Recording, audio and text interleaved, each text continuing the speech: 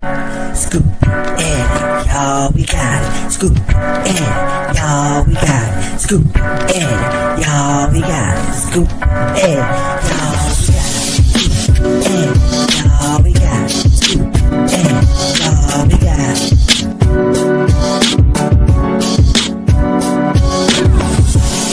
That's how we go. This is not a game, it's the pass and roll. That's how we go. This is not a game, it's the pass and roll. That's how we go. This is not a game, it's the pass and roll. That's how we go. This is not a game, it's the pass and roll. And now, get ready for Kendrick Haskins and Lloyd Spence, the press and the pros. Let's go.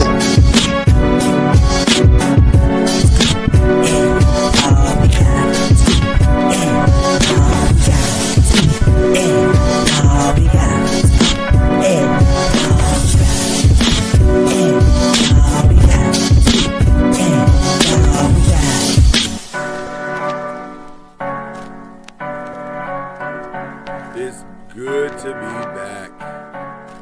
Man. Anytime I get the opportunity to be with my brother Kendrick Haskins is a good time. Let's just call it what it is. Likewise. I even went and I knew this was our season premiere. I said, let me get something, different and new and exciting. So, what I'm saying? I hope you like the ensemble.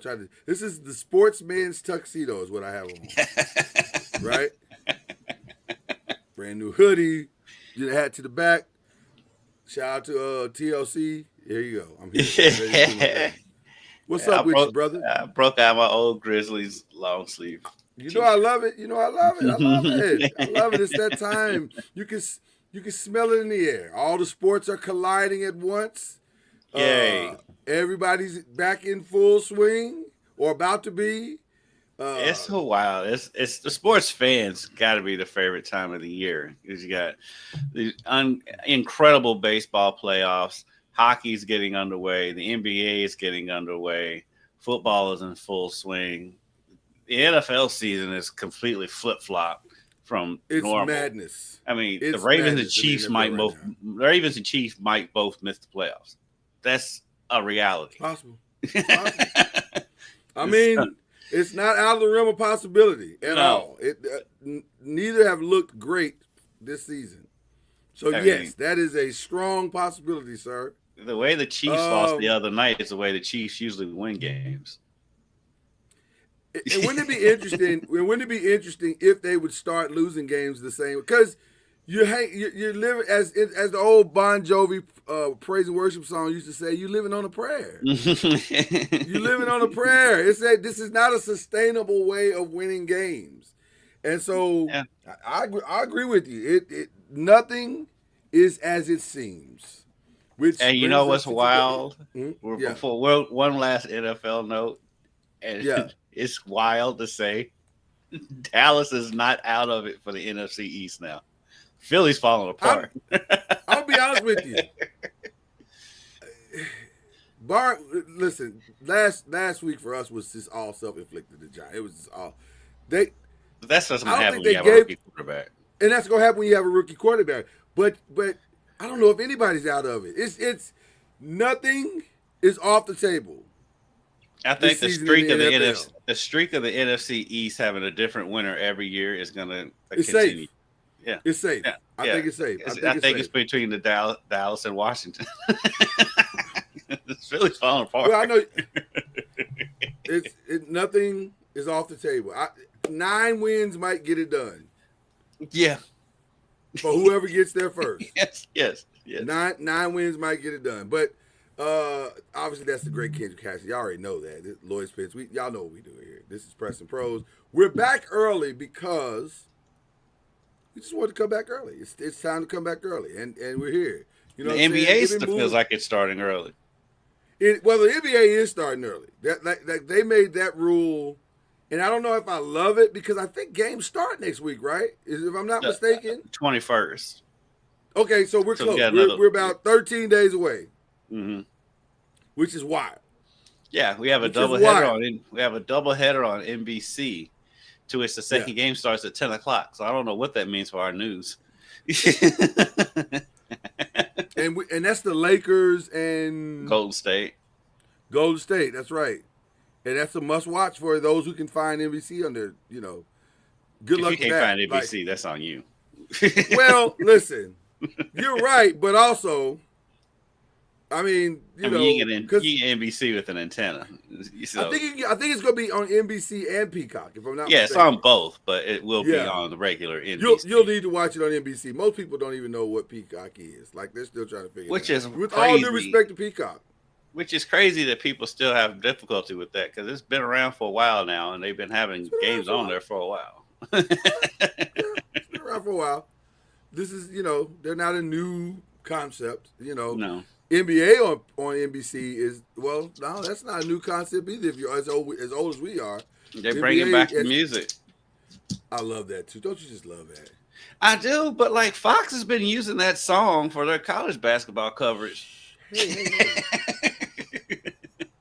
The song never really went anywhere. You're not supposed to notice that. And to be honest with you, I don't think most people have noticed it, because people don't equate that song with Fox at all. Like, that's an NBC song. So Right. I think Fox did it, and maybe NBC was like, "Wait, what? I've been doing what? When did y'all start that?" They was You're like, right. we're gonna need that back. We're gonna need that back. Y'all gonna need to shut that down immediately. Okay. So today we're talking the future. We're talking what's going to go down this year in basketball, which feels like, if I'm being as candid as I can possibly be in this moment, as great as OKC is and will be, this season feels very up in the air. Like, I don't know if I have a true predictor as to who will do what. A lot of it is health based. Maybe all of it's health based. All of it's health based. Because the older teams have the wisdom, while the younger teams have the legs and the energy. But all of it, everybody has a key component that if they stay healthy, they'll be in the mix. But if they're not, then it's like the margin between a top 6 seed and a top draft pick is not. It's pretty. Everybody's in the same boat. I do say though, if there's any team in the league that could sustain a major injury to a major player, it is the Thunder.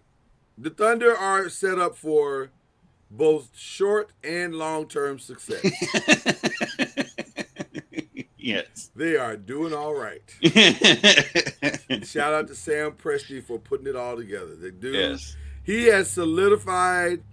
Sam Presti is the new Jerry West. Mm-hmm. He has solidified his GM positions for the rest of his life. All he really has to do is just keep deciding what he wants to do. And just keep everybody healthy. Keep everybody healthy. Barring a horrific scandal in his life, he will have a GM in the NBA position for as long as he wants one. It doesn't have to necessarily be with OKC. It can be with whatever he wants. Just pick a team. People will fire their GMs to have Sam Presti at this point. So there you go. But let's talk about the future. I'd do that for the Cowboys. I'm not 100%. I wouldn't do it for the Lakers as well. But Rob got a lot of cachet right now for pulling off the Luca thing. Like that'll carry him at least another 2 or 3 years. It will, but it's false. It's fool's gold.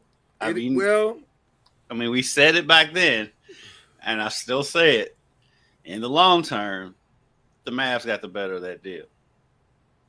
We will see about that. We're going to get into all that. Matter of fact, as we talk about the future, I want to start talking in time and new locations. This is the topic.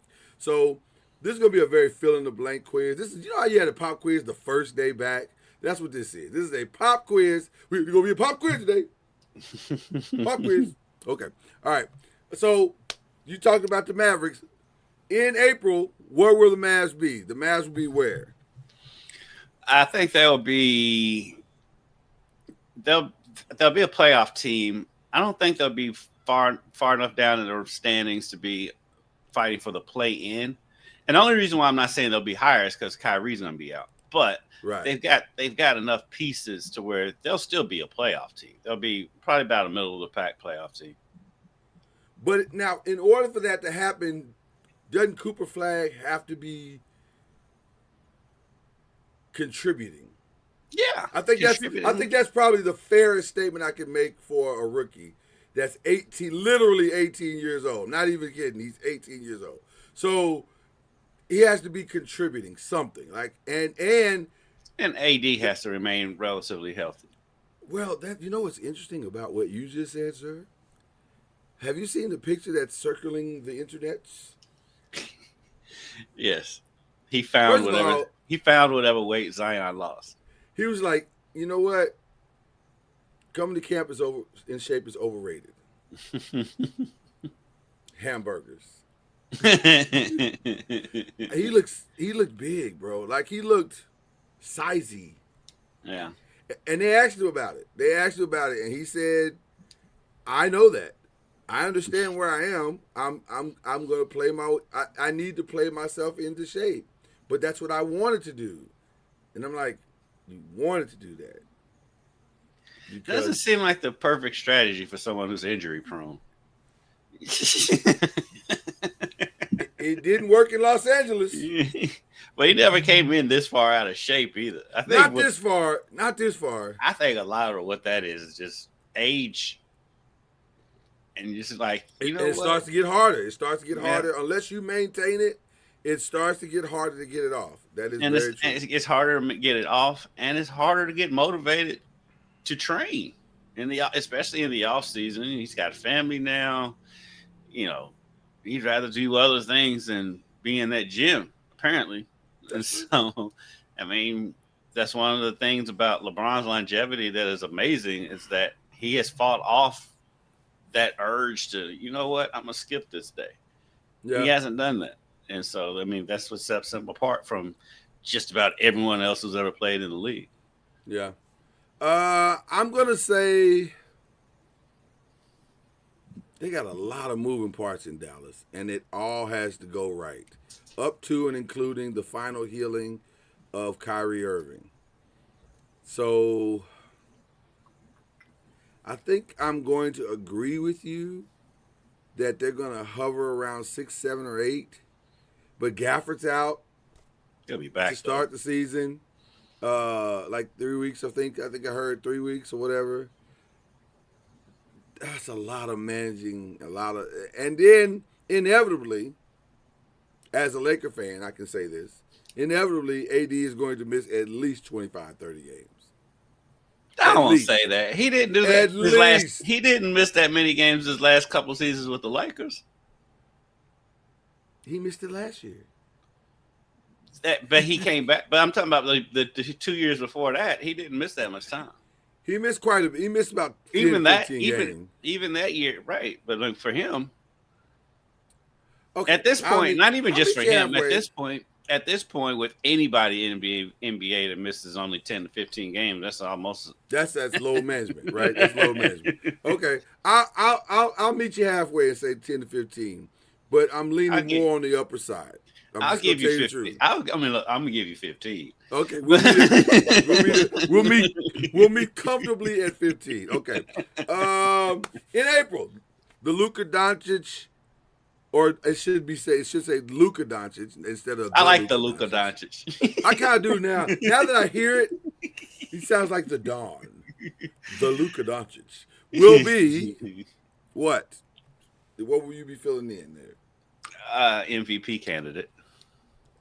I was thinking the same thing.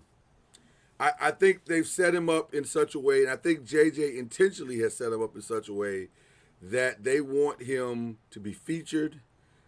I think his defense, because of the weight loss, is going to be better. I'm not delusional to think it's going to be transcended as some I've heard. I'm like, no, it ain't going to be. That's not how defense works. If you've ever played defense on any level of basketball. Defense is effort. It's effort. It's want to.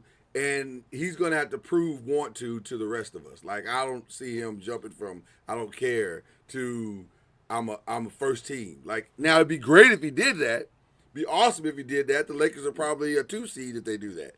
But I don't see that happening. I just don't see that happening. He should be quicker and quick enough to be a better defender. All signs point to that he will be stronger, which and then it'll be interesting as to what they ask him to do on defense. My assumption is they bring Marcus Smart in because they don't want him on anywhere. They don't want him guarding guards. Right, anywhere near guards. That's very smart. So now we're talking he's guarding front court guys, and usually probably the power forward, the swing 3, whatever. So I think guarding a swing 3 for him could be challenging. So really we're talking about him and LeBron on the backside of defense and splitting time on power forwards. That's what we're really talking about. And I think you're still talking about a weakness for the Lakers. On defense with Luca? With those two out there at the same time, yes. Well, listen, yes, because one is old and one is just has not traditionally been a great defender. But I think that's the reason also you bring in Ayton. Because if Ayton can just recapture a glimmer of what he was in his pre-final season, which is the season they went to the finals, then it also all of a sudden you may have a nice defensive squad. But a lot of things got to go right for the Lakers for Luca to be an MVP candidate. Mm-hmm. Now, let me say this: they brought him in and had to figure it out last year. And they got to a 3 seed, so we'll see. But I think I agree with you. He'll be in the conversation for sure. He may even pull it off. I can see him pulling it off. Yeah. I just wonder what that Luca LeBron dynamic will be in a full season. LeBron's game, look, his game itself should translate perfectly the way he plays the game, but we know LeBron loves attention, given what happened the other day. We definitely gonna get into that as well. How long will he be able to maintain not being the center of attention during the season when Luca's garnering MVP? He's saying all the right things. He's saying all the right things. Says a lot of stuff. He says, I'm just saying he's saying all the right things in the interviews so far. So let's see if the words match up to the actions. We'll, I was gonna go a different route and I fought myself on that, so I'm glad I did. You gotta fight yourself sometimes, kid, because you be hearing it and be like, "Nah, don't say that. Don't say that. Don't say that." It's like that Shaq GIF. Shut up. Right. Shut up. Right. Yeah. Tell yourself shut up. You gotta tell yourself shut up sometimes. All right. Houston, which is one of the more interesting teams because in the offseason, initially we all thought, wow, they made a lot of moves. They could be the favorites to challenge OKC. And then the top of their offense / defense was taken out for the year. So now, what will they be? Are they going to be Phoenix again? Phoenix? I don't think so, because I think they will make a move to bring in another point guard. But they got to trade for him though. That's the only thing. They've got pieces they can trade. They've got the pieces they can trade. But who do you trade? That's the question. Like, and I think it's gonna be one of those things. As much as I love him, I think Reed Shepherd, if he proves himself serviceable, he'd be the one they trade for an older point guard. Or if he plays that well. As he played, because I actually put a future on him last season to be a rookie of the year. If he can play, and he's looked good so far, and he looked good when he played last year. He was just behind everybody. If he can step up, and then they'll be a contender. They're going to be a contender regardless. They got too many pieces. It'd be nice if Aaron Holiday could step up and play like his brother. Well, but that's probably not going to happen. No, that dude may have capped out already. His brother's one of a kind. His brother is for sure one of a kind. I agree. You know what? The Reed Shepard thing would be awesome on a lot of levels. Number one, he ain't making no money, right?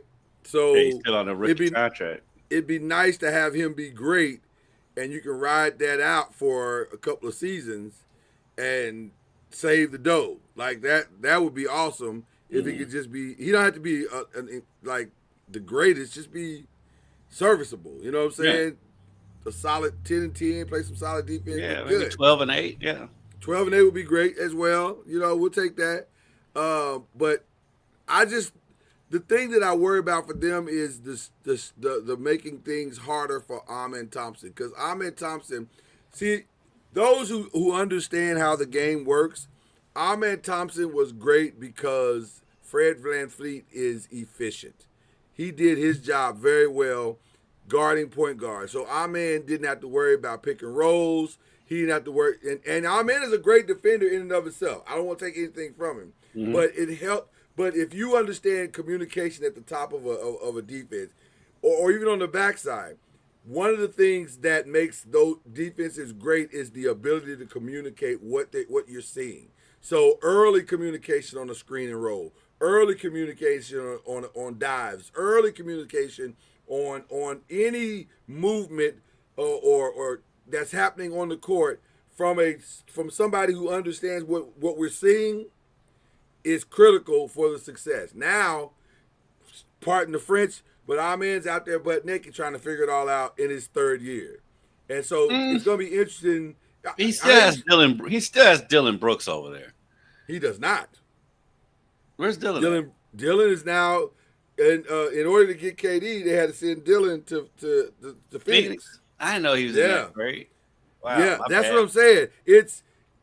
That trade was, I mean, if you want a 37-year-old dude, then that trade was the one to do it. But now you kind of, that's what made the Fred VanVleet thing so significant to me, because that's huge. Then you could have shifted Dylan over and faked your way through it, and now you can't. Mm-hmm. Yeah, so I think they will survive. They won't be in the top 3 anymore. I think it'll probably be more like 6. I wouldn't even be surprised if they will play in, because you're going to have to put a lot of pressure on KD, which is, I don't think that's what he went there for. Well, also, but your interior defense is going to be ridiculous between Steven Adams and Clint Capella. Well, you're solid at the basket. I think Tari Eason, if he can make another step, they'll be okay. Dorian Finney-Smith is a pretty good defender, and so I think they're going to still be okay. Josh Okogie is always, he's an enigma to me. He is an enigma, and I would argue that Dorian Finney-Smith is an enigma, as having seen him last year. Now, granted, he was a little hurt in parts as well, but Dorian Finney-Smith was challenging for me. And they still got Sengun. I mean, their interior defense is going to be insane. And Jabari Smith is still there. They're going to be fine. I think their problem is more going to be offensively getting into the offense. Who's going to direct them on offense? Defensively, they're going to be fine. Well, I think it's going to be a lot of KD coming down, setting stuff up, which is not what you want. Could be, especially in the beginning. And then again, like I said, when they have the parts to trade, I mean, you can move. I mean, Jabari hasn't lived up to what we thought he was going to be. You can move him. Jabari, but you have pieces that you can move if you want to go out. If you feel like there's a point guard out there that can get you over that hump. But the problem with moves sometimes is that we've all seen them play. Like I know y'all know what you're trying to move. I'm Team B is like, we saw what Jabari did. We don't want that. We want somebody who could actually play. Mavericks traded Luca for. Yeah, they did. Never count out a dumb trade happening. Hey, we're not doing dumb trades. No. Nico, you are a fine human being. God bless you and your family. And never give up on the Hornets. If they have someone who has trade value, they will trade them immediately. Now listen, a LaMelo Ball might be all right in this offense. Now you I give up kind of something feel on defense. like Charlotte is going to be like the Cincinnati Reds are in baseball. Anybody knows the Reds? Yeah. They'll have their star, aka Joey Votto for years, aka Ellie De La Cruz right now. They will keep them and will pay them. They're just not going to put anything around them. No, ever. So that's what the Hornets about to do with LaMelo Ball. Because LaMelo Ball is going to sell tickets, and he's going to fill that arena. They're not going to put anything around him. And if you've been to Charlotte, I love that. It's ironic to me. It's ironic to me that Charlotte's basketball team mirrors their football team. Well, it's just like Cincinnati, the Reds and the Bengals are the same team. Yeah, like they need a lot of help on that for Bryce Young. He's never going to get it. He's never going to get it. It's not going to happen. No. You know how I know it's not going to happen? Because it never happened for Cam Newton. He never got it. Right. It's never going to happen. So that's just what it is. Let's talk about some relocations. By the trade deadline, the in shape, seemingly motivated, seemingly happy Zion Williamson will be playing for. I think I'm going to keep him in New Orleans. Because the thing about Zion, if he's healthy, which I know is the biggest, it's a bigger if than Anthony Davis. Right. But when healthy, the Pelicans are every year he's been healthy. Before he got hurt, the Pelicans have been a top 3 or 4 team in the West. Right. And so if he can stay healthy, now I'm not a big fan of whatever they have around him, but Zion will still be in New Orleans. Well, let's be very clear about one thing. He is no longer standing on concrete. He is standing on, a shaky platform. Now, to his credit, he came in shape. But also the contract said he had to. So let's be clear also about that. Like, I don't know if you've ever had a chance to break down his contract. It is the wildest contract, I think, in NBA history. It is. His contract is Ricky Williams-esque. Like, there are all these contingencies for him to get his money. He has to hit these weight clauses. He has to hit these tiers all throughout the year. It is wild work. I don't know who put this contract together for him, but that agent should be fired because it's like, for it to be so weight contingent, it's crazy to me. But I digress. Well, but they're not wrong. But by the way, New Orleans was spot on right for doing it this way. Yes. Now, having said that, I think I'm going to, in pencil, agree with you. In pencil, agree with you. Because there's a part of this that does feel different. But also, there's nothing that has shown us in his character that the thing, I'm going to tell you where I got shaky. And this is a weird thing to point out, but we're journalists and this is what we do. We look for the clues sometimes, right? They got off the plane on their trip. Oh, they just did, I think was it Australia or wherever they were? Wherever they were, yeah. Yeah. They got off the plane and somebody caught Zion coming off the plane. And he's giggling like a high school kid. And he turns to Jordan Poole, who, that's a whole nother conversation. He turns to him and says, "This is going to be a great season. This guy is hilarious. I love him so much. We're going to have such a good time." And I said, and there's the problem. Right? There's the problem right there. Because you could see it in his eyes that foolishness was about to ensue. and I'm saying, I don't know if he has. It's not on-court stuff that is causing him the problems. It's everything else. And the everything else has shown up every season he's been in the NBA. Mm-hmm. So what is he doing? I understand the weight class stuff, and I'm with Joe on that. But I think Joe preaching accountability is the number one thing that Zion has to prove. Can you consistently be the same professional guy all season long when you have to be. And Maya Angelou, the great Maya Angelou, says when people show you who they are, you're supposed to believe them. So I don't know. That's the part that makes me worry. The maturity issue has been an issue with Zion since he got to the league, but he got to the league at a very young age, and so he did. The verdict is still out on when he gets it. I mean, he maybe this is the year he finally gets it. I do think a viable trade. I know contract wise, I don't know how it works, but if Memphis wanted to reunite Zion and his buddy Ja. What show has been saying that forever? There's a whole lot of crazy. Right There's a whole lot of crazy to be on that roster between the two of them. You trade Zach Edey, move Jaren Jackson to the 5, put Zion at the 4. You may have something. You have a contender. If you can keep everybody healthy and on the floor, you have a contender.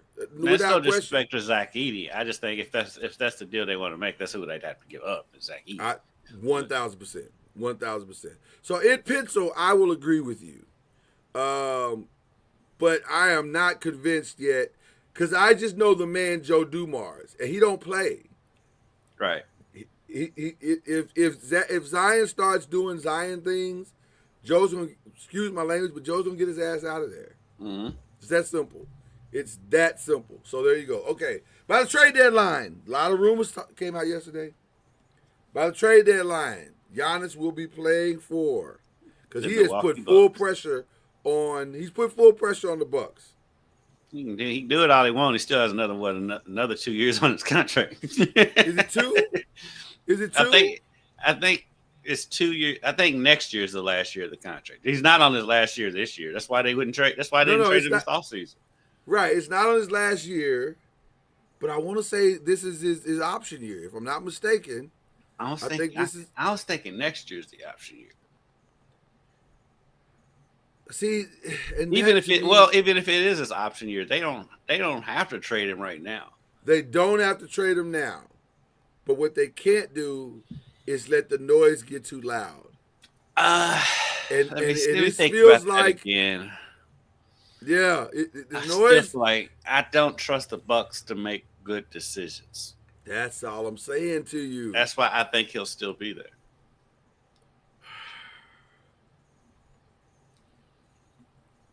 The number that looms to me that makes me think that may not be true is the 54.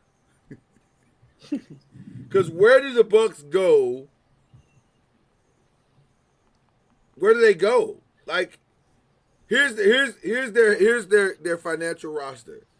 54 million is going to Giannis, 21 million is going to Kyle Kuzma, 25 million is going to Miles Turner, and in a situation that only makes sense to Milwaukee, 13 is going to Bobby Portis.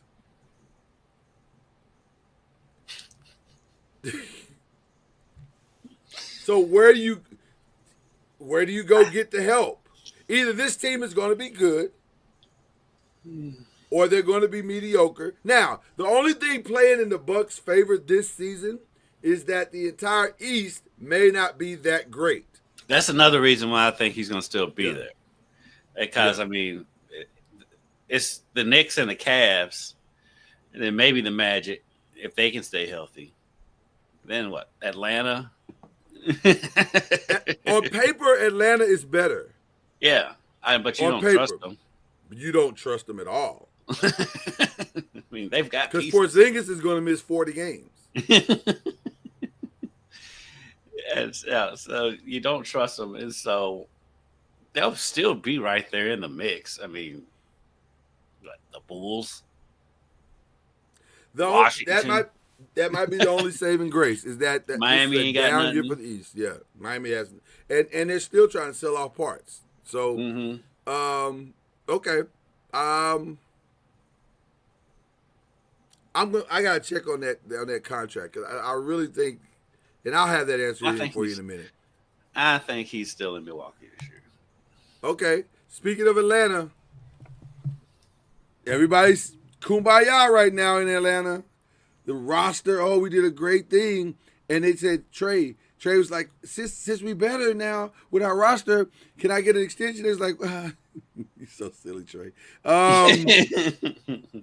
Why don't we talk about that at the end of the season? He did not get the extension. He didn't even get the extension conversation. Yeah, but again, not a real one. With the state of the Eastern Conference, that's why I don't think you're going to see a big movement from the Stars, because everyone's going to still think they have a chance at the playoff deadline, at the trade deadline. If Atlanta is out of it by the trade deadline, or if they're so far back that they can't see straight, Houston, do you trade him? Houston would love to have him. Houston will make that call. Do you trade Fred VanVleet for Trae Young? You can't, can you? Can they? I don't, because it used to be a day and time. I'm old enough to remember when you couldn't trade injured players, but apparently you can do that now.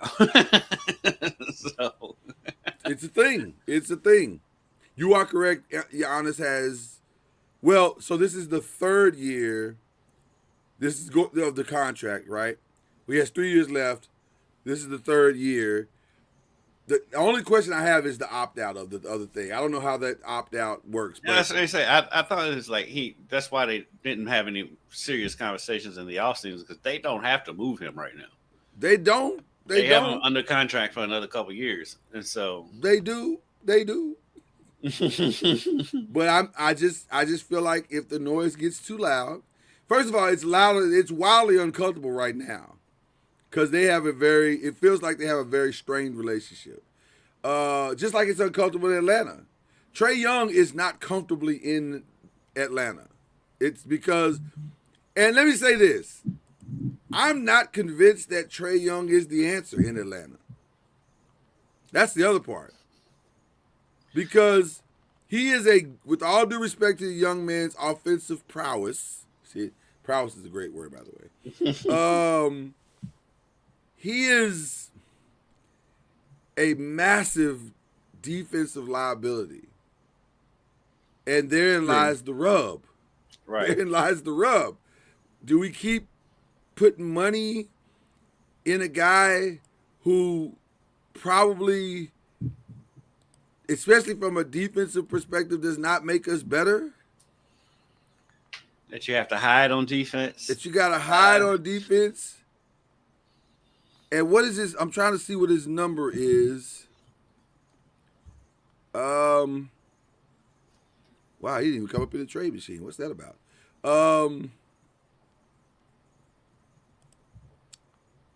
What does he make? What does Trae Young make?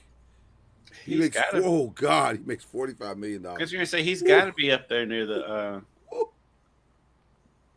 top. Because I feel like he did get the extension a couple years ago. And by the way, they brought in some guards. Yeah. They got Nickeil Alexander Walker. They got Dyson Daniels. They could go younger. Yeah, they could go younger. OKC. They got Luke Kennard. They could go young OKC and start the process over, and just build from where they are now. They don't have to keep him. Well, they can't. I think the Nickeil Alexander Walker is to help out defensively down the stretch of games. 100%. So I don't know. I feel like they're in place. Their roster is at a place to where they'll contend for the East, and so as I said, I don't think they're out of it. They're going to be out of it at that point to where because if you're getting rid of Trae, that still means you're starting all over. And yeah. I don't think especially with the state of the Eastern Conference this season, that anybody's going to be at that. Now next year when the Celtics are healthy, then we'll see. But I think for this year, I don't think you're going to see much movement in the Eastern Conference because everybody's going to feel like they're in contention. I agree. Let's talk about some shooting stars. Do a little true or false. Your boy, Ja Morant will reclaim his status as the next big thing. True or false? He made me happy when he said his goal was to play 82, but then he immediately got hurt. So,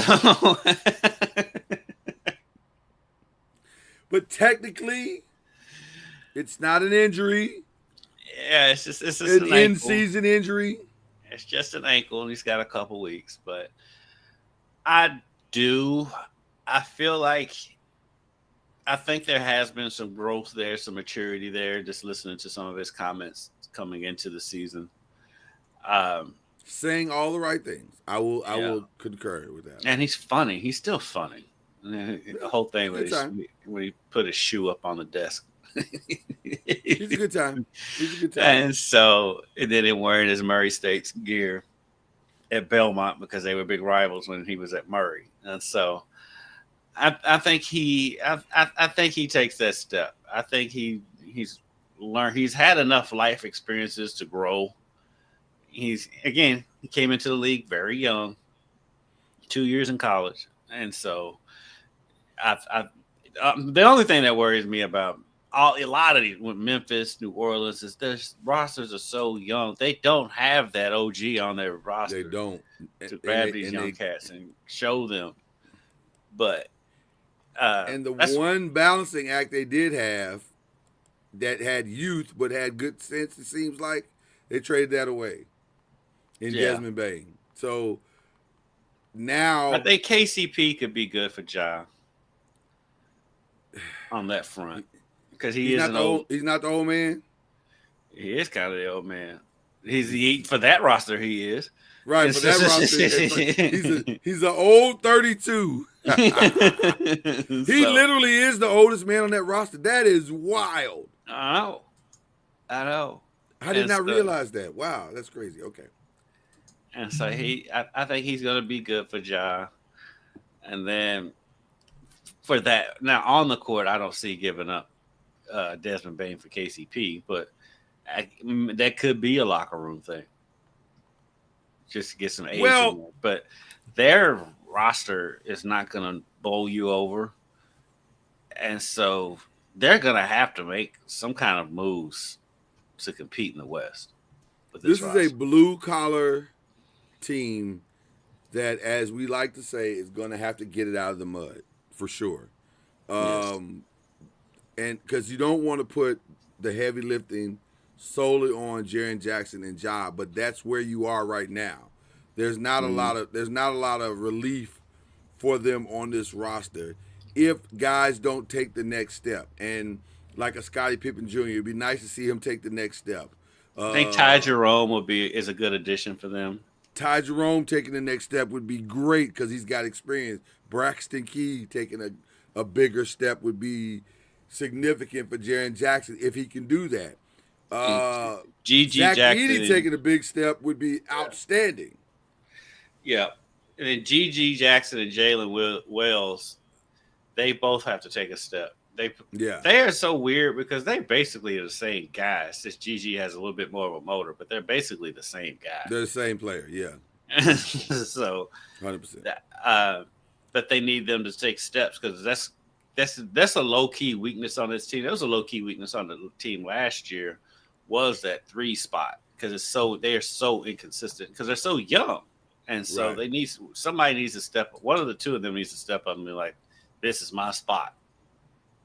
And then go from there. But yeah, their roster, it's gonna be tough for them to make. That roster looks like a playing roster to me. I think that's the challenge of him being the next big thing because I don't know how you manage. You got to manage him because he does tend to get hurt because of his playing style. So now you got to figure out how much time do we actually play him on the court. How aggressive should we be to push to get in the top 4 seeds? Like it's a weird, and how quickly does the rest of the roster come along? So this might not be the year. This might be unless you can make some moves like you just talked about. This might not be the year to kind of be aggressive in we're going to win the whole thing. This might be the year of let's develop these guys. Let's find out what we really have. And then let's look at, next year being the year we try to make the push. Maybe we can finesse a trade somewhere. And maybe that Zion thing is what we do, and get our big 3. And now we got something to go do. Because Zion would be the perfect 3 in this scenario. He'd be the perfect I 3 totally, in this scenario. I totally agree. And their roster, their roster's not set up for a playoff run, but it is set up for trades.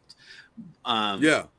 I do feel like this is a year where they're kind of developing things because the good thing that Memphis has working for them is that Josh and Jaren are so young. Yeah. That you had a window there. It's closed, but Yeah. you still have plenty of years to get that window open again. And so this year is kind of a development year, maybe a little bit of a show me year for Ja, and then because they already locked up Jaren, and so a little bit of a show me you can be mature, Ja, and then go from there. And yeah, this is more of a developmental year. This is not a year where you're expecting Memphis to make a playoff run, maybe be in the play-in or whatever. But outside of that, I think it's a developmental year for the Grizzlies. 3 years left on the contract for Ja as well, so you got some time to figure some things out. But this is definitely going to be a year where you find some things out about your core and what you need to do. Jaren Jackson is going to be there. Will Ja be there is the question. Right. True or false? Is SGA already an NBA superstar? First of all, shout out to SGA and these shoes. Man, listen. Have you seen his shoes? I haven't seen them yet. Phenomenal. I will find them while you comment. But I'm be honest with you. I want a pair. They are outstanding. Hey, we talking about shoes. Them Jaws. Those Ja Morants. I have not seen the Jaws yet. So man, the Ja Morants. I think they're the number 1 selling shoe in the league right now. Is SGA? Yes, he's a superstar. Well, the thing that had me what kind of was shocking about the Shea 001s is that I've never seen a great Converse. I've never seen a Converse other than maybe Magic's Converse, which was fine. I like the color of Magic's Converse, but I've never seen a great. Have you ever seen a great Converse? Well, they went out. I mean, of course, you're never going to beat the Chuck Taylors, but they went. Well, they got out of business there for a while until Nike bought them, right? And then they're designed like Jordans. I like that though. I like the monotone colors. I like now the price I don't love because oh my god, those are expensive. But at the same time, I might drop to 130. You know what I'm saying, for some blacks. Definitely ain't paying $350. I'm not paying the $350. I'm not paying the $5. I'm not paying the $5. They look like a cross of Jordans and Yeezys. Now pull up the Jaws.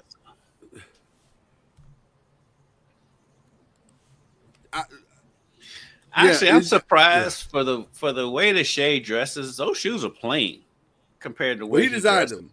He designed them. I know it surprises me because he's like a lot of flash with what he wears, and those shoes. I mean, I'm not hating on them. I do like them, but they are kind of plain. Are you talking about the Ja 3s? I want to make sure I'm pulling up the right ones. Okay, yes. Great. I want to make sure I'm pulling up the right ones here.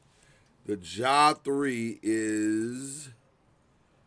Are you talking about the pink ones or the black ones? The black ones are kind of nice too. Pull them up. I'll pull them up and let everybody see the Ja 3s. I think he had on the pink ones at the press conference when he put his foot up on the bill. I did see the pink ones. The pink ones are nice. I like the hood, the gut. I'm okay. Hood and gutter. That sounds stereotypical. I don't want to be that guy. I'll just pull them up and let you see. We'll play around with the situation. Here we go. But I like these. Those are nice. Mm-hmm. That kind of hip hop ones. There you go. That's what I was looking for. Hip hop vibe. I think these pink ones are the ones that like you said he had at the press conference. The pink ones are dope. Yeah, that tracks. And then there's some other multicolors there. So I like them. I'm on board with the Jaws. I like them. They're a little loud for me per se. I'd never wear them. Not No, one day. but I do like them. They look Yeah. good on the floor. Yeah. They'll definitely I'm look sure good have on a the floor. Murray State color at some point. He always has a Murray State color. All right. Victor. Is this the breakout year for Victor? Or this will be a breakout, true or false?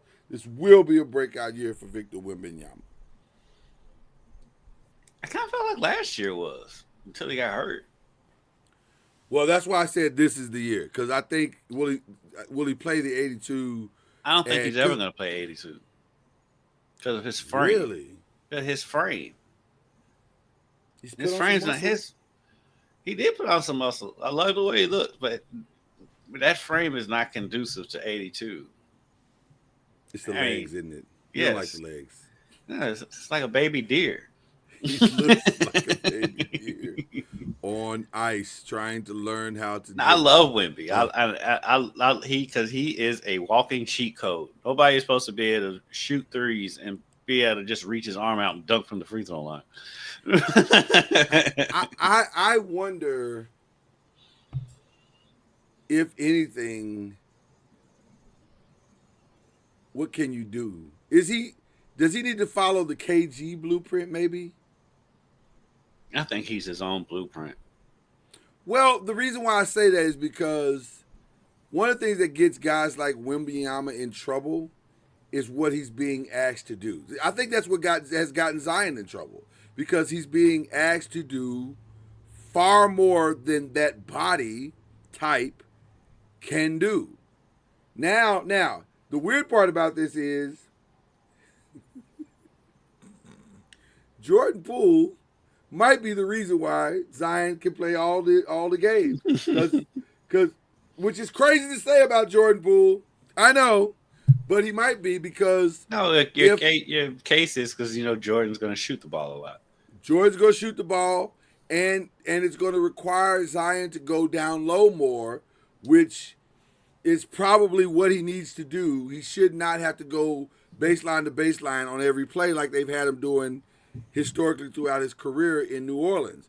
So if he doesn't have to do that with the ball in his hands at top speeds all year, then he might be able to stay on the floor a lot longer. Same thing for Wembanyama.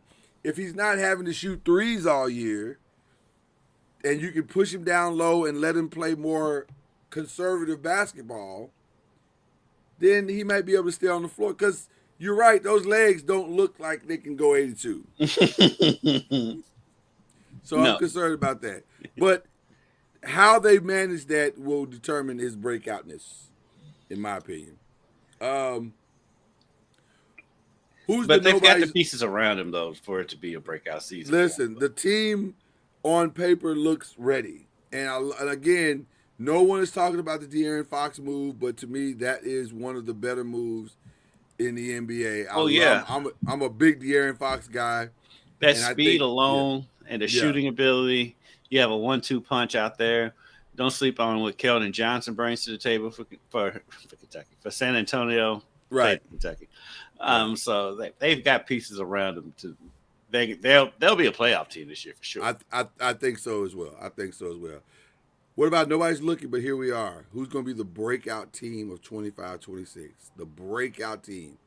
Nobody's talking about them, but if you look at the roster, if you look at what they're set up to possibly do, they could be a team of destiny.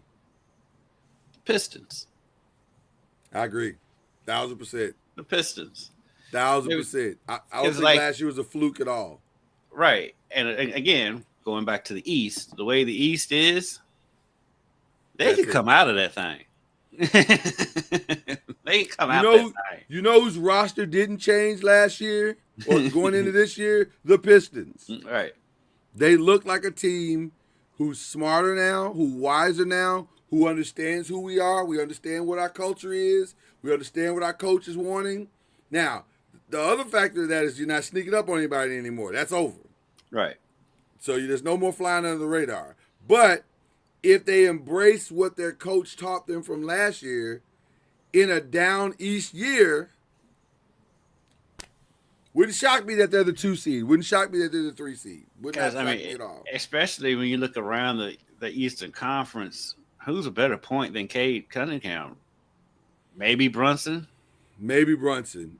And I'm not. I don't But really you're gonna like to take call Cade over Brunson. Brunson because of his size, of the size. Well, I was gonna say I don't like to call Brunson a point guard though, because he's really not a true Well, none of traditional those point guard. that doesn't exist anymore. I agree. So that's what I'm saying. I don't know. I like the Pistons to crack the top 4 for sure this year. Mm-hmm. I would not be surprised if the Pistons somehow stumbled into the Eastern Conference Final. It would not shock me. Because I think that the other team to watch if they stay healthy, because when they're healthy they are dangerous, but they're not healthy, is the Magic. Because Paolo Banchero he's somebody who can just put the team on his back, but the Wagner brothers have to stay healthy. On paper, there are 2 teams that did themselves justice in the offseason.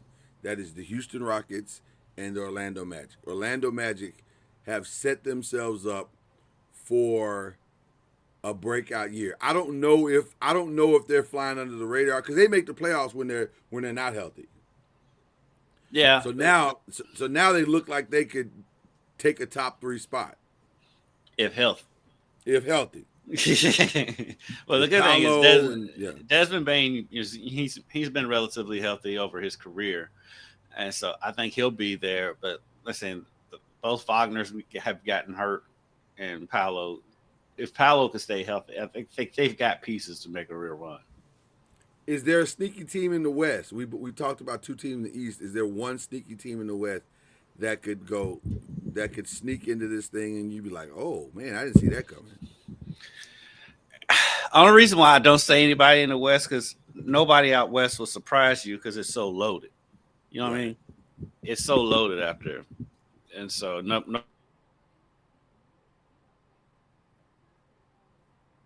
I lost your sound there, brother. And I think he knows that. Yeah, I don't think I disagree with what you're saying. I think the sneaky team would be if Dallas could there we go. There you go.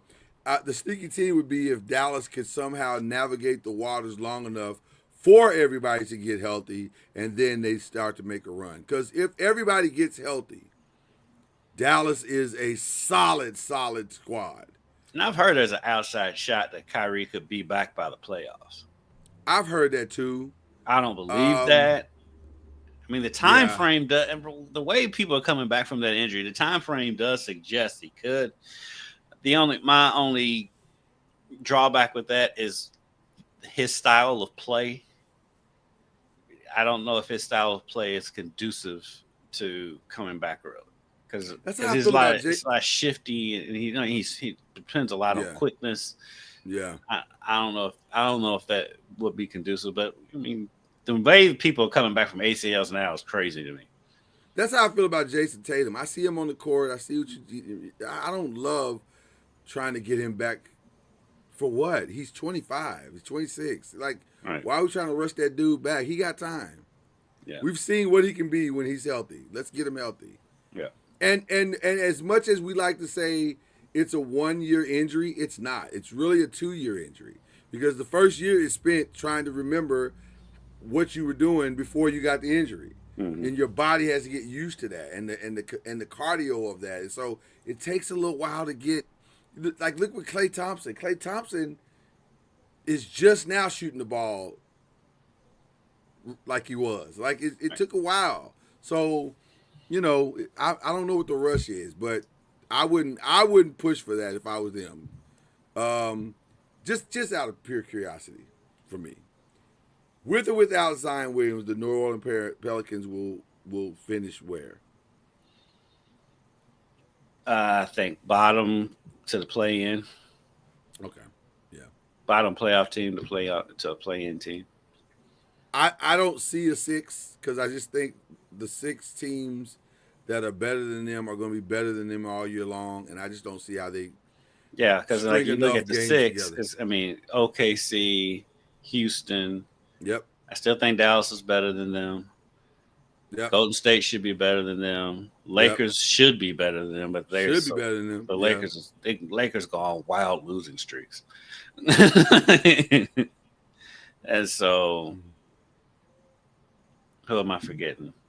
Clippers should be better. Denver. Oh yeah, Minnesota. Denver. Yeah. Yeah, Minnesota. I just don't see. I don't see where they sneak in at. I just don't see it. The But West is so loaded. we'll see. Yeah. Speaking of Golden State, where do you think they're gonna land? The oldest roster in the NBA. And got older by adding Al Horford. Yeah. And I think low key losing Looney is going to hurt them too. Looney did a lot for Nah. them. Yeah, He did a lot. did a lot for them, but the last 2 years, he's kind of been a shell of himself. I don't think that's a massive loss. I don't think it was Because a to be good honest get with for you, at New this Orleans, stage, at this stage of his career, Al Horford and Looney are probably the same player. So they probably the only thing is Al can shoot a three and Looney can't. but yeah. But Looney Yeah, can so- is more active, get you more rebounds. He will get you I think they're going to trade Kuminga at some point. I just don't see how that marriage works. Although they're saying he's much happier, but can I pause for a second with the Kuminga thing? You need new representation. Mm-hmm. And I'm going to tell you why. 25 is more than 24. So a 2-year, $48 million deal is not as good as a 3-year, $75 million deal because you've left $3 million on the table. You see how that works? And if your agent doesn't have the capacity to explain that to you, you need new representation. Yep. I didn't understand that at all. I was like, you held out to lose money, fam? Like, help me understand. I don't understand that. They got one over on whoever his agent is. And But- was happy, was thrilled with the deal. Oh, I'm thrilled we were able to get to it. I think at the end of the day, I think Word. Kuminga wanted to just be in Golden State. Well, I they think he's signed happy at where he is. $375. I think he's just happy where he's at. And he's young and don't know any better because Kuminga's what, 21? 23. He's super young. But I think his biggest problem is his self-evaluation of what he thinks he is. He thinks in the 3 years he's been there that he has gotten himself to an all-star level. And I would say you're on an all-star trajectory. You have all-star talent, but you are not an all-star yet. You're just a guy. And on that team, it would be hard for you to be because there's no, I don't know. I say it's hard for them, but they have given him opportunities to show himself. I'm not going to say. And he came through for them in the playoffs last year. Oh, They lost, but they were overmatched because Steph was out and Jimmy was hurt. But when he had to come in there and beat the man, I mean, he did play well. He played okay. Yeah, he played well. Yeah, I don't know if it's all-star level, but he played No, well. but I mean, Yeah. like you said, he's on trajectory. If he can, his problem is, but his problem is not all him. His consistency, but like his playing time has never been consistent, and so it's a give or take there on both ends. But don't you have to believe that somebody is seeing him play and they're saying he ain't there? Like, there's something about what he's doing on both ends of the courts that Steve Kerr is looking at and saying, dude. Because they may be protecting him from himself and he don't even know it. Because I just can't imagine that he's doing everything right and Steve's not playing him. That has not been his MO in the tenure of him being the head coach of the Golden State Warriors. So that, to me, I'm going to lean on the eyes of Steve Kerr that he's seeing something or he's not seeing something that Kuminga is doing to get him on the court more. I'm always going to lean on the coach because the coaches see him every day. Yeah. They see him in practice, but just from what I've seen, the consistent. That's why I said it's on both ends. The consistency of his play and the consistency of his playing time. That's on both sides, and so it leans more towards his side. That he's got to be showing more consistency for them to get more consistent playing time. I agree. Okay. The East team that will sneak into the playoffs, top 6. We kind of hit this a little bit already. I think we both think it's going to be the Pistons, and I think we both think the Pistons are going to be near the top. Like they may crack the top 3. I think at least top 3 or 4. Yeah, it wouldn't be unreasonable to think they'll crack the top 3. The team that will sneak into the playoffs, and like you said, I don't know if it's sneaking in the West, but I'm probably going to go. Sneaking into the top 6, I guess. Based on last year and the way everybody finished, sneaking would be the Lakers or Golden State. No, it wouldn't be sneaking. Based off last year. No, they finished 3rd. No, I don't agree with that. They finished 3rd. Nobody respected that 3rd place finish. That's why they went out in the first round. Everybody. No, that's not true. That's not true. They got bounced out of the first round because they don't have a. They did all that without a center.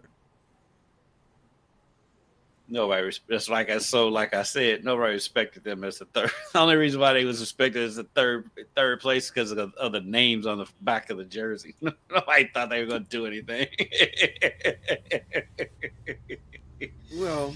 They didn't. But I don't know if that's true. But they didn't have to do anything. When they got Luca, that was the thing. They didn't have to do anything else last year to finish out last year. If they won a championship, great. But nobody cared about them winning a championship last year. They did the thing they needed to do, which was shore up the future for the next 10 years. Do you think they're going to win a title in the next 2 seasons? I think they might be the way they're set up right now. No, not if they stay the way they set up now. No, but they got to get there's still one more move to make, and I think that's what they're working on now. Is that one last move to put them over the top? You can't listen. LeBron's 49 or what the 61, whatever he is. So that's why they got to fit close. No, they're close. No, they're close. They're closer than you think. Close. I understand, but I think that you can't be a 3 seed and not be close. That's not. Yeah, you can. You can't. Who's done that? Who's been a 3 seed and not been close? I mean, who's a 3 seed last year in the East? I don't even remember. I mean, who remembers 3 seeds? I just say it. That's things can shake out and you finish the 3rd seed and you can go on a wild win streak. I don't feel like the Lakers are close. You don't like the Lakers either, so that's. I do like the Lakers. I love Luca, but I just don't think they're close right now. I just don't. I love gold. Look, I'm wearing the Grizzlies. I know the Grizzlies ain't close to nothing. But, I think you know what. The Golden State team interests me in this regard. They don't have the speed, and they don't have the youth. But what they do have, number 30. They got number 30, and they have the wisdom of that team. That's going to be probably one of the smartest basketball teams on any NBA in the NBA because they've seen it all, they've done it all. There won't be any surprises. The management of them age-wise is the question. Now, I can't wait to hear Charles Barkley day one say, the Warriors are just too damn old, and they're not going to win anything. Yeah, because you know that's where he's headed with that one. But it'll be interesting to see what they pull off. I don't know if there is a sneaky West team to get to the playoffs. Maybe Sacramento, if I got to throw a name out there. Maybe Sacramento. Yeah. But I fully expect them to make a trade. It's for whatever reason they don't want Malik Monk. I don't understand that. Why? I don't understand it either. Now, if he ends up going to Golden State, like it's rumored, then I have higher hopes for Golden State. All bets off. Right. All bets off. Because And I think they want that trade to be done, but Kuminga is the reason why it hadn't gotten done yet. So I don't understand the Kings. Nobody understands the Kings. They were right on the cusp of Yeah. being a serious contender year in and year out, and then they just blew it all up. Good at their coach, good at their squad. They just it made no sense. But But it's the Kings. It's kind of it's what the they do. Kings. Yep. All right, let's get to the other stuff because this is as much as we love the NBA, we also love talking about the other stuff on this show. And I my only comment to what happened yesterday, I think whoever came up with the marketing strategy for this completely misread the room. Because I don't think this commercial had any impact. I didn't even see it. That's my point. Most people didn't even see it. I was looking for it to trend. It didn't even trend. No news outlet brought it up. It was, and by the way, when I saw the day before announcement, I knew he was trolling me. Right. Because for one, it's the second time he's done it this summer. It was another one earlier this summer he did that. Yeah, I think I don't get it. People are wise to LeBron and this goofy stuff he does. The best thing LeBron has done is the other ads that he's done where he's making fun of himself, especially one about him only reading the first page of a book. Right. But outside of that, people are on to LeBron loves the attention, and so. But I don't think this would work. I say it. That's why it didn't work because people are like, "This is just LeBron trolling again." Yeah.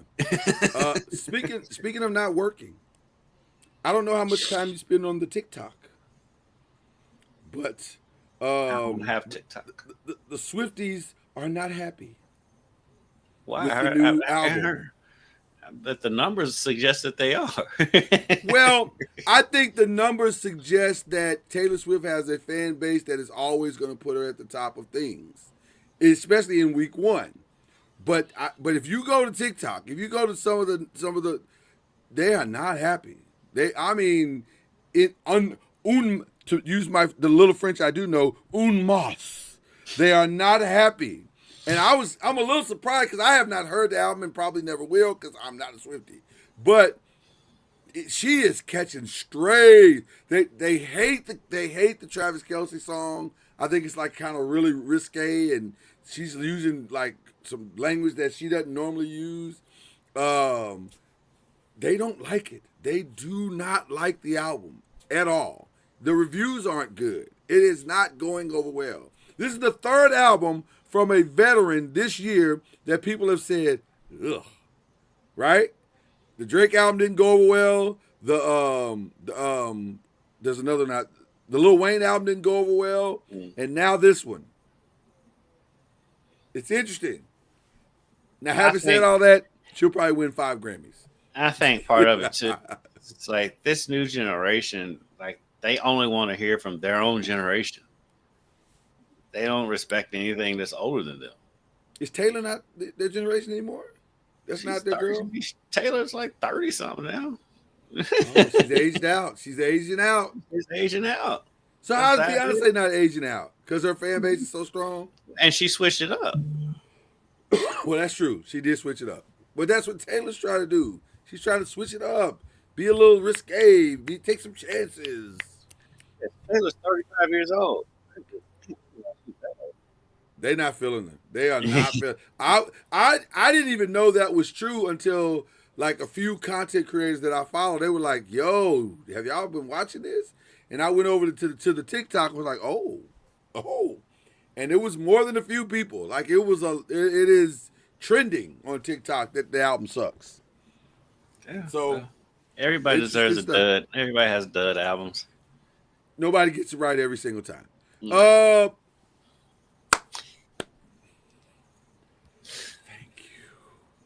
First of all, shout out to Versus for being back. Let's start with that.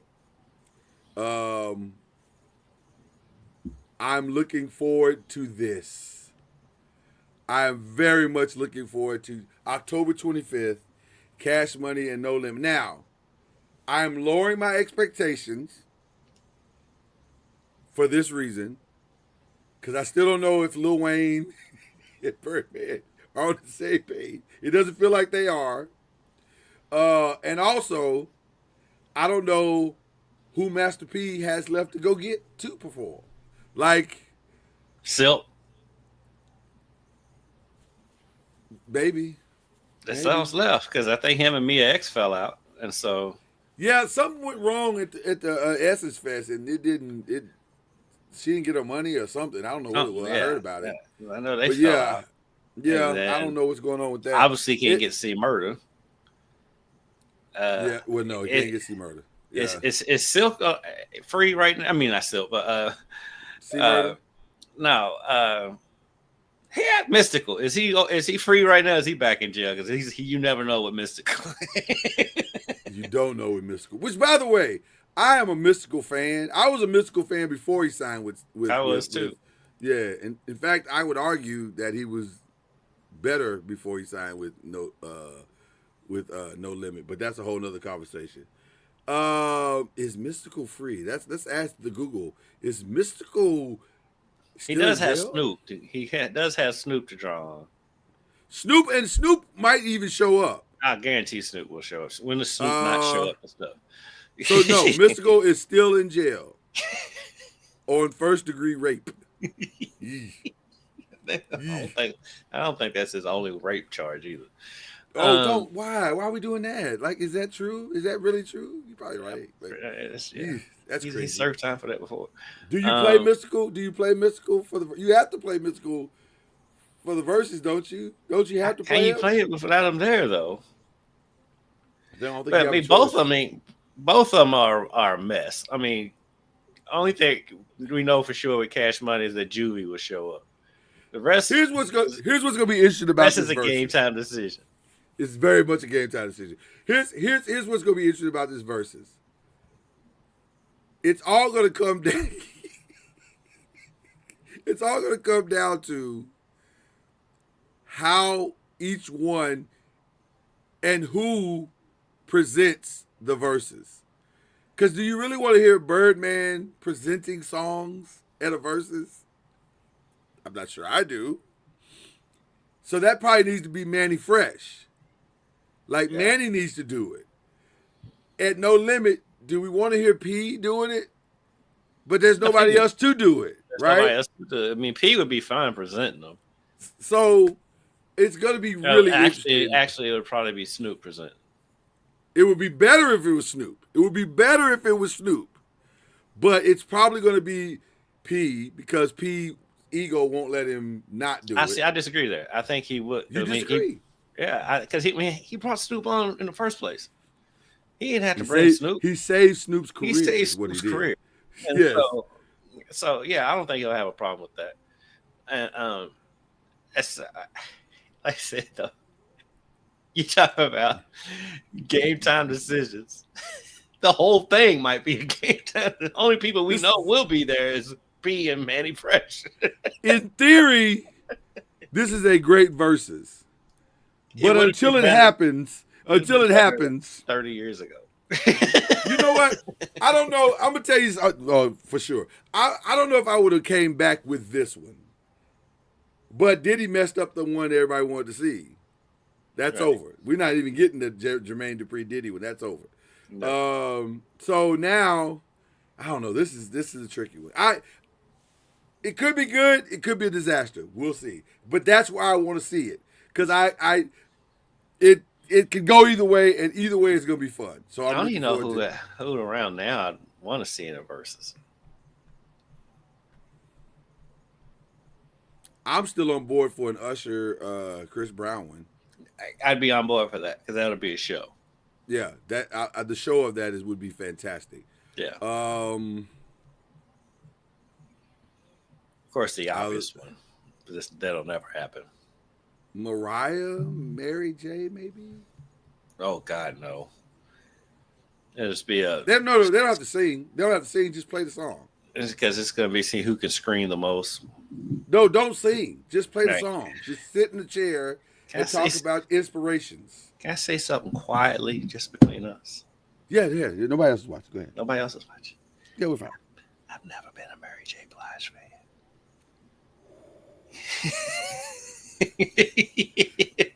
Well, since we're talking quietly, I've never been a Mariah Carey fan.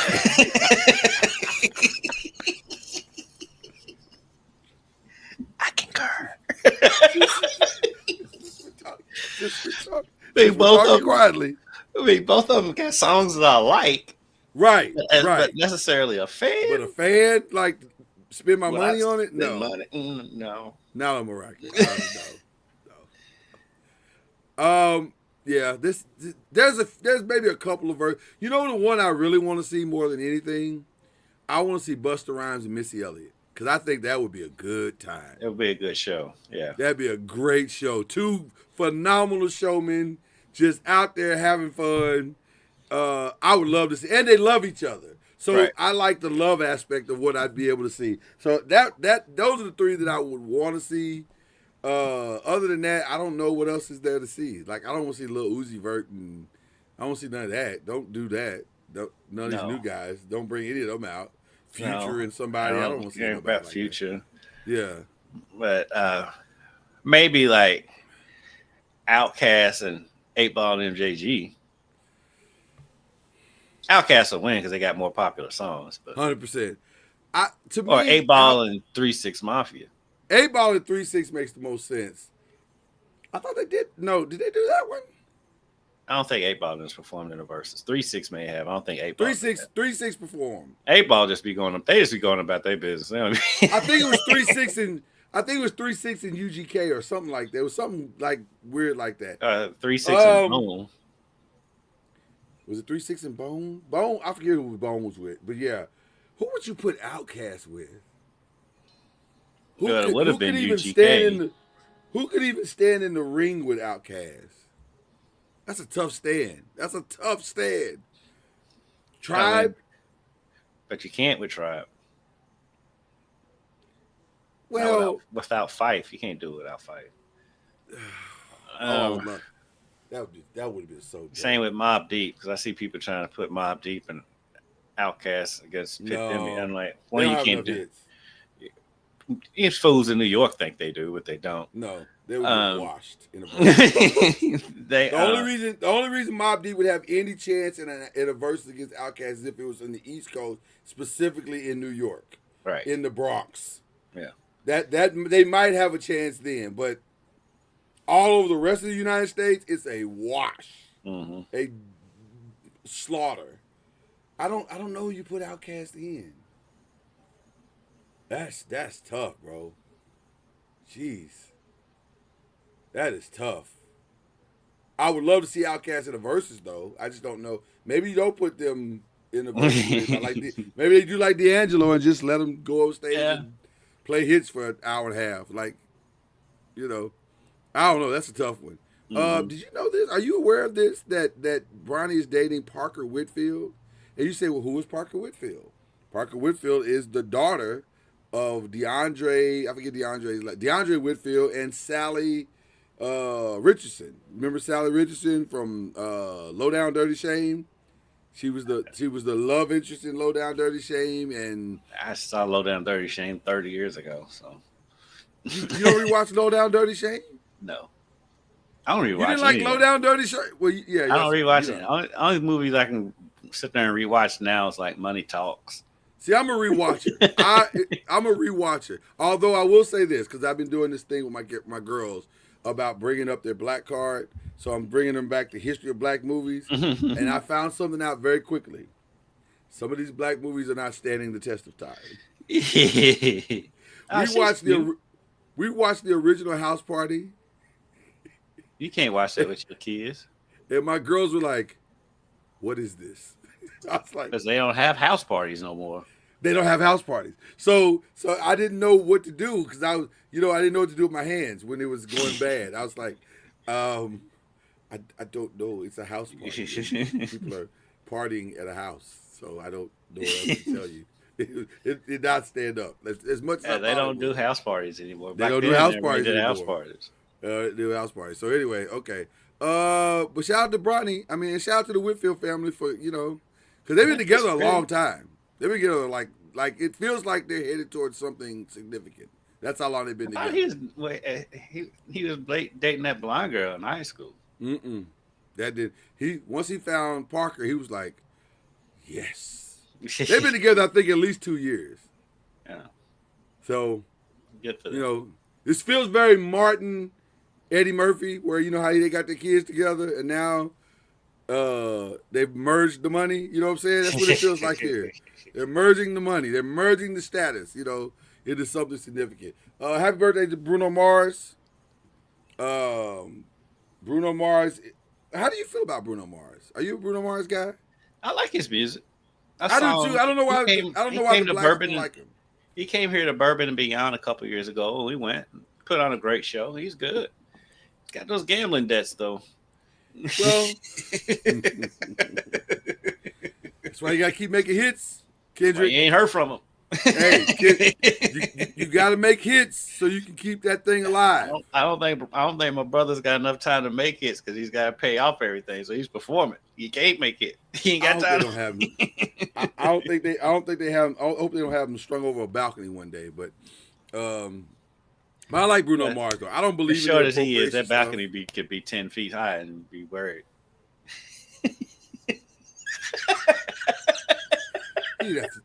Why you come for the man's? You come for the man's height. Comedy stops for no one. I mean, well, that's true. The joke was right there. You had to do it. I'm not even mad at you. I'm not even mad at you at all. Speaking of interesting things, there's been a new addition to the TNT family.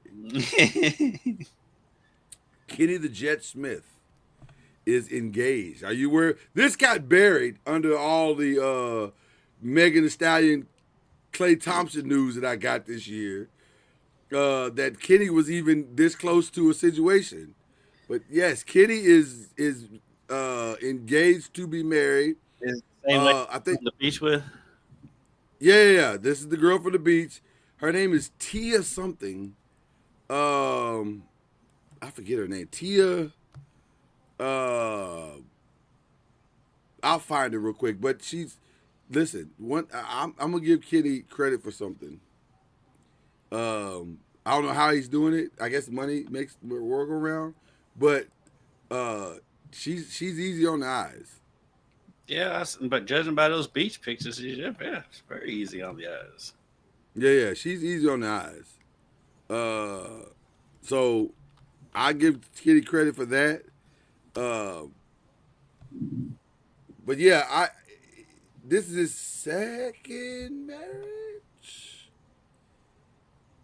right? Because he was married to the one British chick forever, and then now he's moving into this situation. Tia Jurek, that's her name. I was like, I know the name.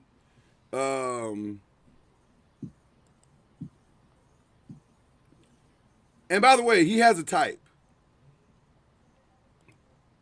He clearly has. Light-skinned, for sure. Because she kind of looks like the last one.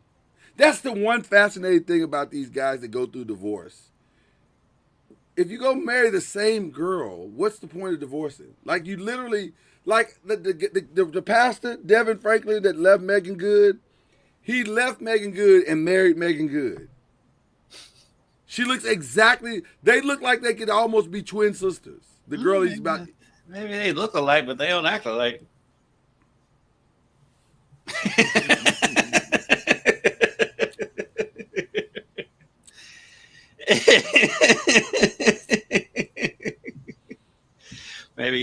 Maybe you found what you wanted and just wasn't in the same package. Listen. It's a lot to say about act right. Is this diet making good? Is that what this is? Because your boy seems to be very happy. Yeah, he's probably. It looks like he's gonna get Kane the Conqueror back. They have Gatorade 0. They have Megan Gage good 0 conflict. It says 0 sugar, 0 conflict. I don't personally like Gatorade 0 because I'm a big fan. It doesn't have the same taste to me, but to each his own. Some people need the sugar. Some people Some don't people need the sugar. Some people don't. That's what we're talking about right now. That's what we're talking about right now. Okay. All right. Listen, we are glad to be back. It's going to be a great NBA season. Very, very competitive. We'll start breaking it down as it comes, as the season unfolds, or whatever. As the game starts. Right. We're about a week away from giving you like predictions and all that stuff. So we'll see how that goes. Matter of fact, I don't know. We'll probably be back next week because we got to do a preview at some point, and that'll probably be next week at some point. But it's going to be a good time. Come back tomorrow for the other show. With that one guy. With that one guy that likes to go to the gas station. that guy is hilarious. We love that guy. Okay. All right. Go.